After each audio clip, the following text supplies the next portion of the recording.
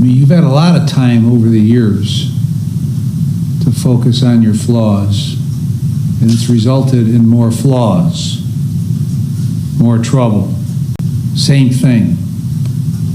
You're like a daily version of Groundhog Day. I mean, it's the same goddamn thing all the time. Is, my opinion, still a young man. Obviously, he's had some problems. He's got a history of drug abuse. This particular case, Your Honor, he was at a motel, I believe in Menor. An officer approached him, and he denied being Matthew Dunlap, I believe, and then took off. However, he got about 5 or 6 steps away before the officer tackled him. Unfortunately, the officer did suffer an injury. I guess it was fairly serious. It required some surgery. Mr. Dunlap was unaware of the extent of his injury up until just recently at the change of plea. He feels very remorseful for what he did. Mr. Dunlap, Your Honor, Mr. Dunlap has had a job with the union. He hasn't been working because he was just in jail for quite a bit of time. He just got out. I just spoke to him. He said he just has to get reinstated. He can get back to work with the union job doing asphalt and concrete work. I'm hoping the court will consider the joint recommendation for community control here. I think if the court gives him an opportunity on probation, puts the ball in his court, I think Mr. Dunlap has certainly learned a lesson recently after spending a couple months in jail. I think it's cleared his head. He's calmed down a bit, and I think he's more focused, and I think he's going to show the court that he can do what needs to be done. You're going to hear from him in just a second, Your Honor, but again, I think in my talking with him, he's very remorseful for this incident, and I'm hoping the court will consider community control. Thank you, Your Honor.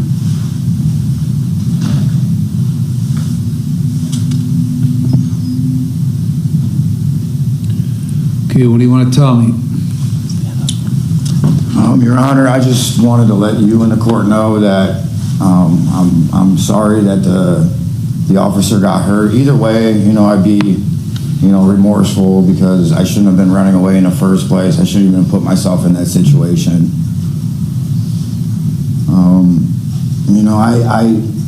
I did have a drug problem, but these 90 days have definitely done a lot to my mentality. What? I'm a lot more focused. And Why did you leave Matt Talbot after a day? that was the Keating Center. And, Keating, whatever. Okay. I guess I just wasn't, ready to. What do you mean you weren't ready? You've been screwing around with drugs on black and white for 17 years. What do you mean you weren't ready? I mean, my mind wasn't, as clear and focused and as sharp as I am now. I believe these 90 days really did something to my psyche and, my mentality. During the course of that 90 days, you also got kicked out of jail treatment, didn't you? Yes, Your Honor, I did. Why? It was an argument, just a verbal argument, and I got heated. I wasn't able to, stay calm, and I believe that extra 30 days I had a lot more time to focus on myself and my flaws.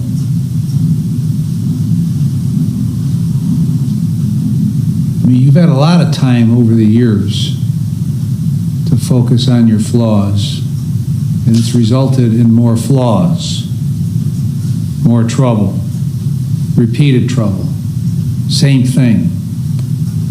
You're like a daily version of Groundhog Day. I mean, it's the same goddamn thing all the time. And this time, obviously, if a cop walks up to you and says, "Are you Matthew Dunlap?" he knows you're Matthew Dunlap. And you decide to run, causing his injury. You caused his injury. Had to have surgery. Is he back at work yet? I don't believe so. Released on light duty. Okay. So why did you run?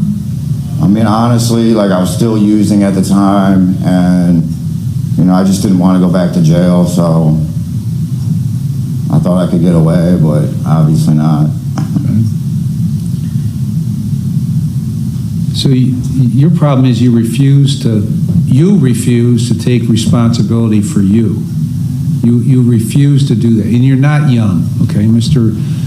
Watson started office by saying you're still a young man. You're 38 years old, okay? And you haven't grown up at all. And you telling me that these 90 days you just did really focused you is nonsense. Okay, I don't believe you. Okay, if it focused you, then you would have completed Keating, and you would have completed jail treatment. Why did you leave Keating? Because you wanted to, right?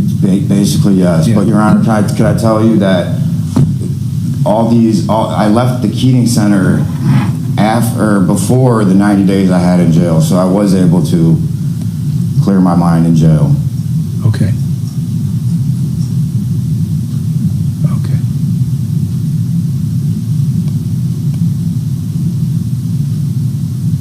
You make it very difficult for anybody to believe anything you say. Okay. How old's your son? He's 12. Where does he live? He lives with his mom's parents and her. Okay. So how's that going? Not very good. Just Why not? because he's not with his mom and dad. Why not? Because my history of drug use. Okay, he's 12 years old, right? Yes. So why are you so selfish that you don't prioritize his needs over yours? As well as his mother. Why are you two so selfish that you keep doing the same thing all these years, and now he's 12? What input have you had in his upbringing? Not a very positive one, honestly, but Well, so what's the problem with his upbringing then?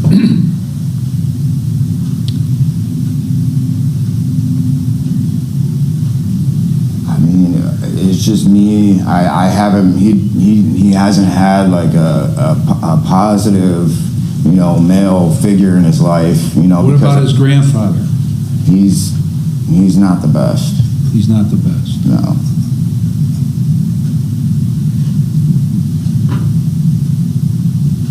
Apparently he's better than you, because he's the one raising him, not you. What grade is your son in? He's in 7th grade now. Okay. What are his grades like? I mean, he tested gifted and, you know, like the state test and everything, but he still got D's and F's.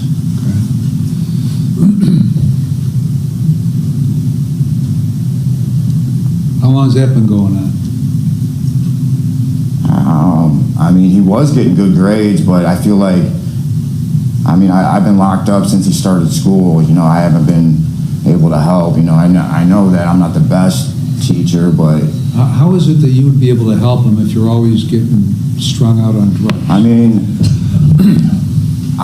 when I'm getting strung out, I'm not very much help. Okay, why don't you stop doing that? I'm going to.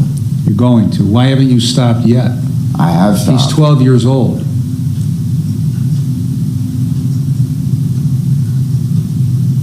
I guess that's just me being selfish. Right.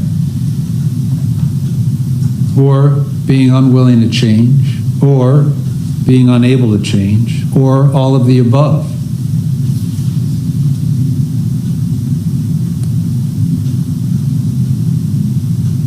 What else you want to say?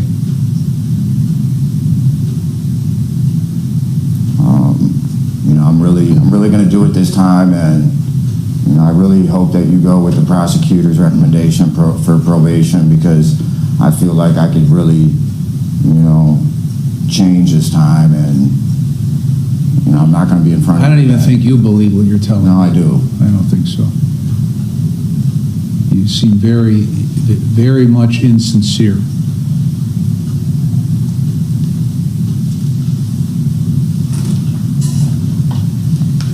Have a seat. Ms. Bell? Thank you, Your Honor. The state would ask that you adopt the joint recommendation in this case. It's for community control sanctions. The state would also recommend NeoCap. Thank you.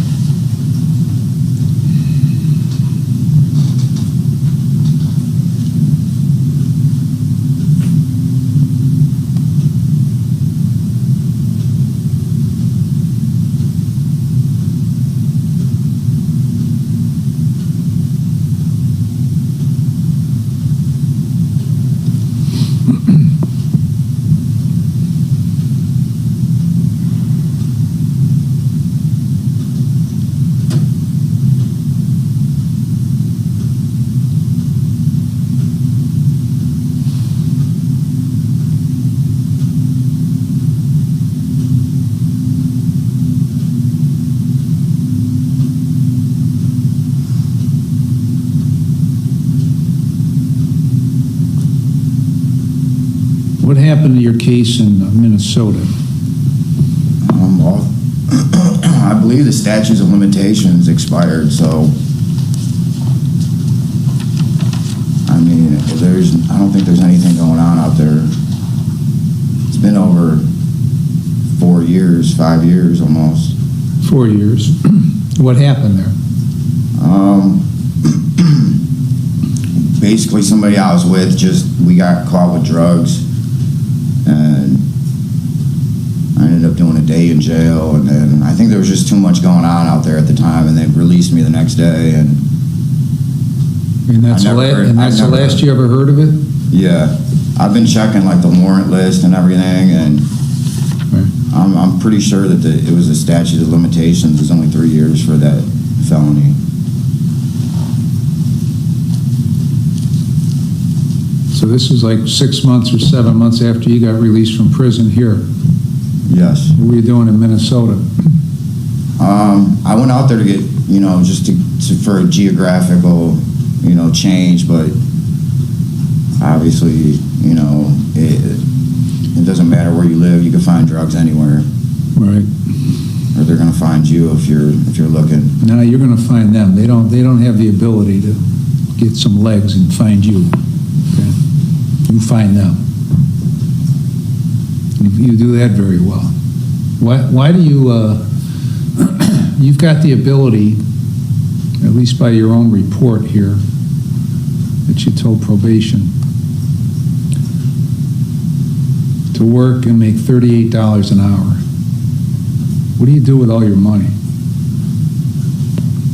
Spend it on drugs, right?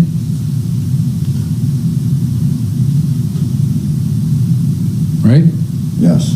Okay. All right, I've reviewed the pre-sentence report and the drug and alcohol evaluation.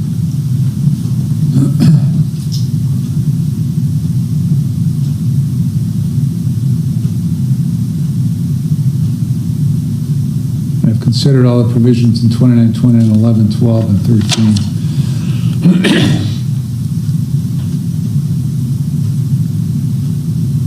This is a felony 5, and I can send you to prison because you've been to prison before on a felony 5.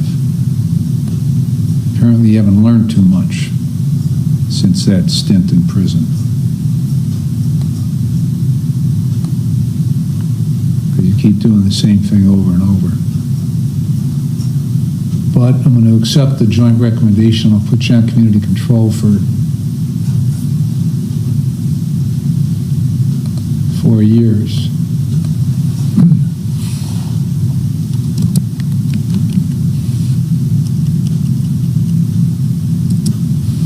You're going to serve 90 days in jail with credit for 3.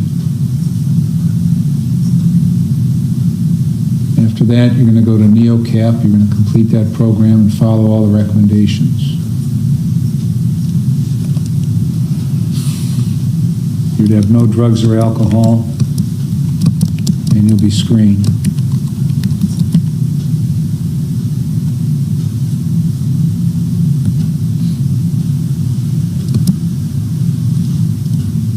Is there restitution? No, Your Honor.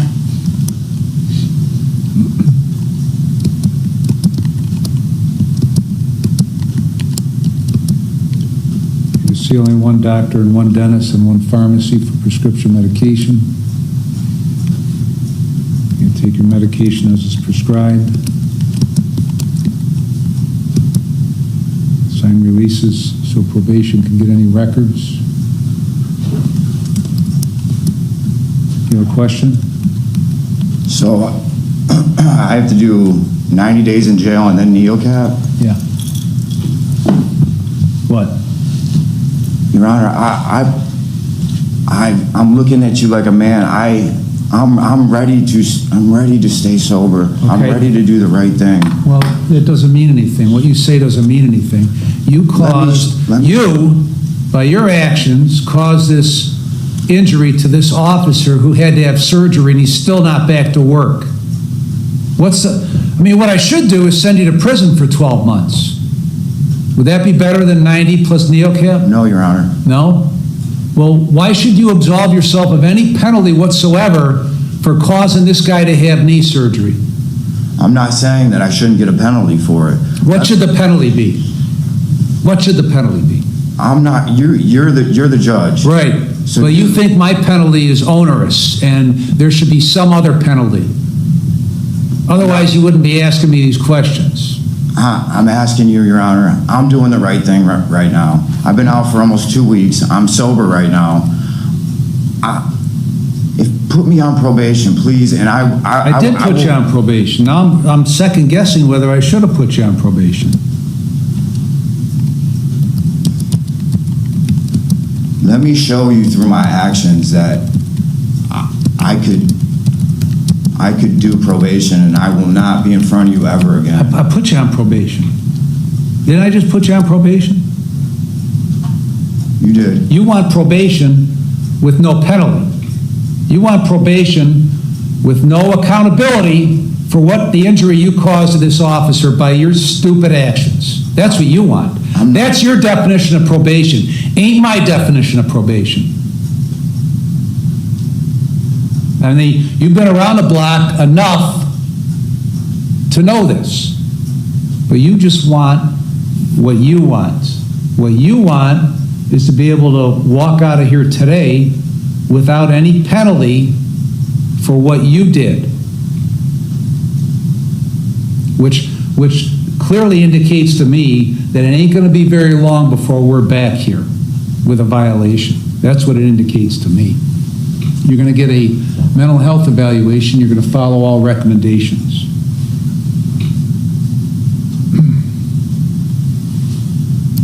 You're going to obtain and maintain full employment.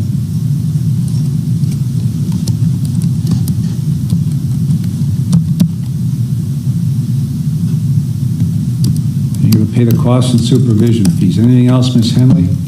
Your Honor, we were recommending a MAT evaluation.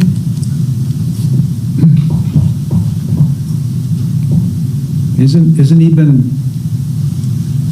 he been on drugs to prevent being on drugs for a long time? Yes, sir. Okay, so what's the value of that? Has that worked so far? What kind of drugs you've been on to keep you off drugs? Methadone? What else? Suboxone. How'd that work out? It worked out well for a while. Listen, I don't really give a shit what you do, okay? If you want to stay off drugs, then figure out how to stay off drugs, okay? I've given you terms you have to comply with, okay? If you think this nonsense about methadone is the way to go, then you talk to your probation officer about that, okay? But it hasn't worked for you, so what you've been doing since 2008 ain't working. Do you have any question about the terms? Other than you're very unhappy about them? No. Okay. If you violate, the state will file a motion to terminate, and if I find you violated, I'll terminate you and send you to prison for 12 months. Anything else, Ms. Bell? Nothing further, Your Honor. Mr. Watson? Just briefly, Your Honor, I believe my client had posted a bond on this case. It's released. Thank you, Your Honor. All rise. I'm going to copy in the first. Go ahead and answer her.